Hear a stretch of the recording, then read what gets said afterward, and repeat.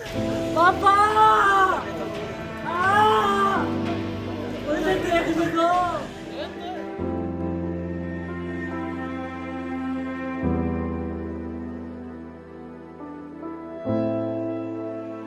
गत 27 अगस्त को रोहतक में एक पहलवान के घर गोलियां बरसाकर 4 सदस्यों की हत्या मामले में अभी रोहतकवासी उबरे ही नहीं थे कि घटना को अंजाम देने वाले आरोपी का नाम सुनकर रोहतक ही नहीं बल्कि पूरा हरियाणा स्तब्ध रह गया।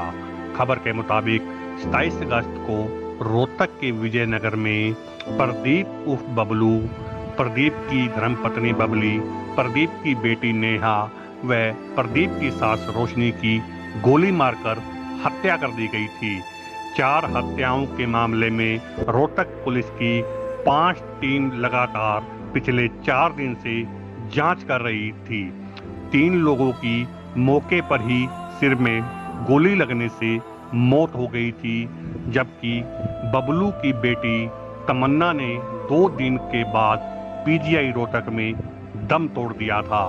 जब आरोपी के बारे में रोहतक वासियों को पता चला तो रोहतक ही नहीं बल्कि पूरा हरियाणा स्तब्ध रह गया।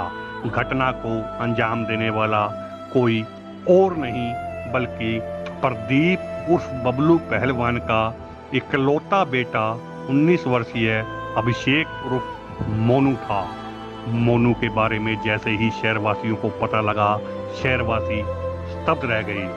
मोनू की इस घटनाक्रम से पता लगता है कि आज खून ही खून का दुश्मन बन गया।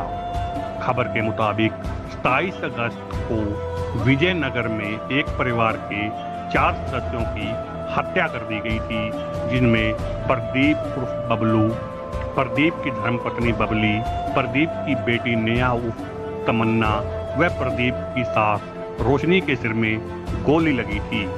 प्रदीप की धर्मपत्नी व प्रदीप की सास ने मौके पर ही दम तोड़ दिया था, जबकि प्रदीप की बेटी तमन्ना को रोहतक के पीजीआई में दाखिल करवाया गया था।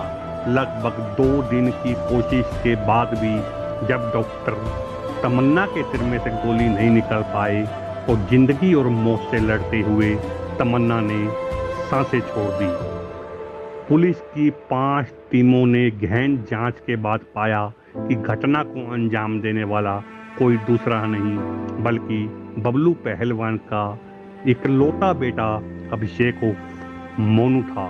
मोनू की इस करतूत से पता चलता है कि खून ही खून का दुश्मन बन गया। पुलिस अधीक्षक राहुल शर्मा ने मीडिया कर्मियों को संबोधित करते हुए कहा कि उन्हें जब अभिषेक पर शक हुआ तो अभिषेक से जब गहनता से पूछताछ की गई तो उसने सभी राज उगल दिए।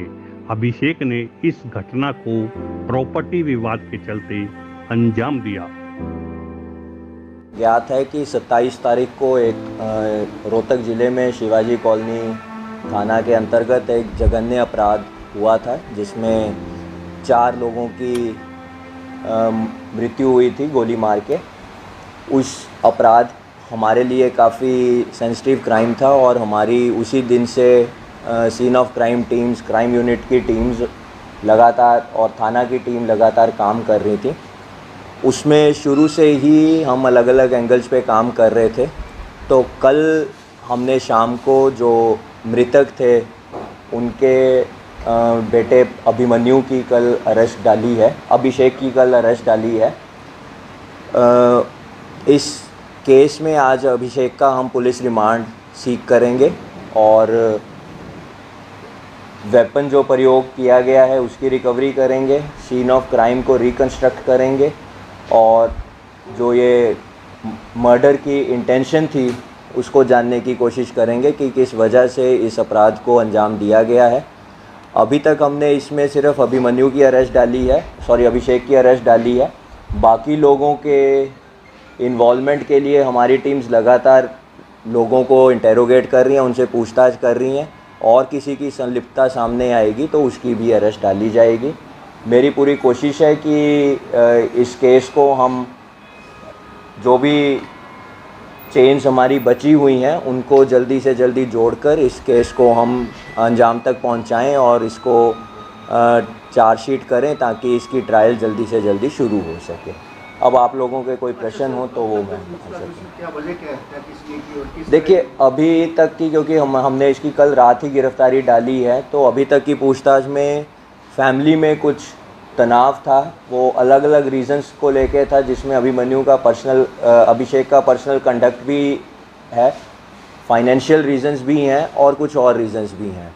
तो अभी मेरे लिए काफ़ी जल्दबाजी होगी एक पर्टिकुलर रीज़न को फिक्स कर पाना कि इस रीज़न के कारण उसने इस वारदात को अंजाम दिया। कोई तो ऐसा कारण होगा कि इस पे शक गया कि इसी ने हत्या की है। देखिए वो हमने मौके के पास की सीसीटीवी कैमरास, टेक्निकल डिटेल्स और ह्यूमन इंटेलिजेंस काफ़ी हमारी टीम्स ने एकत्रित करी है। तो सबसे ज़्यादा जो डिस्क्रिपेंसी और बार बार स्टेटमेंट चेंज करना और जो उसका पर्सनल कंडक्ट था वो हमारे सामने आया, जिसकी वजह से हमने कल रात को उसकी अरेस्ट डाली है। और भी कोई हो सकता है? देखिए अभी एज ऑफ नाउ मैं और लोगों की इन्वॉल्वमेंट को रूल आउट नहीं कर सकता। वो परिवार के सदस्य भी हो सकते हैं क्योंकि ये उनका डिसीज का बेटा ही शामिल है, तो बाकी और परिवार के सदस्य भी हो सकते हैं, इसके कुछ फ्रेंड सर्कल से भी हो सकते हैं। एज ऑफ नाउ हम किसी की भी इन्वॉल्वमेंट को रूल आउट नहीं करते। वो गोली मार के किए हैं। देखिए वो हमारी आज इसका जुडिशियल में पेश करने के बाद इसका पुलिस रिमांड जब हम लेंगे तो उसके बाद हम इसका सीन ऑफ क्राइम सारा रिकंस्ट्रक्ट करेंगे। आप जानते हैं कि ये इस तरह के जो क्राइम को अंजाम देता है वो एक हार्डकोर क्रिमिनल होता है, भले ही उसने पहले कोई अपराध ना किया हो। तो वो सीन ऑफ क्राइम जब हम रिकंस्ट्रक्ट करेंगे उसके बाद ही मेरे लिए कह पाना संभव होगा कि किस प्रकार से उसने इस वारदात को अंजाम दिया है। देखिए वो ये होटल में एक रात पहले भी होटल में था और मर्डर करने के ये वारदात होने के बाद भी होटल में गया है। उस चीज़ की हमारे पास सीसीटीवी फुटेज है जो हमने कलेक्ट करी है। दोस्त की इसकी संलिप्तता है, दोस्त के साथ था इसके? देखिए इसका एक दोस्त है जो पिछले कुछ दिनों से इसके साथ रह रहा था, उसका एग्जैक्ट रोल क्या है वो इन्वेस्टिगेशन के दौरान ही क्लियर हो पाएगा। उसके साथ इसके क्या रिलेशंस थे, उसकी क्या इन्वॉल्वमेंट है, उसको पता था, पहले पता था, बाद में पता था, वो साथ था, वो इसका पुलिस रिमांड के दौरान ही क्लियर होगा।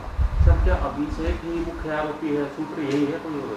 देखिए अभी तक की इन्वेस्टिगेशन में अभिषेक ही हमारा मुख्य आरोपी है और बाकी और लोगों की इन्वॉल्वमेंट के बारे में एज ऑफ नाउ मेरे लिए कह पाना उचित नहीं होगा क्योंकि ये ऑनगोइंग इन्वेस्टिगेशन है और इसमें कई कड़ियां हैं जिसको अभी हमने जोड़ना है।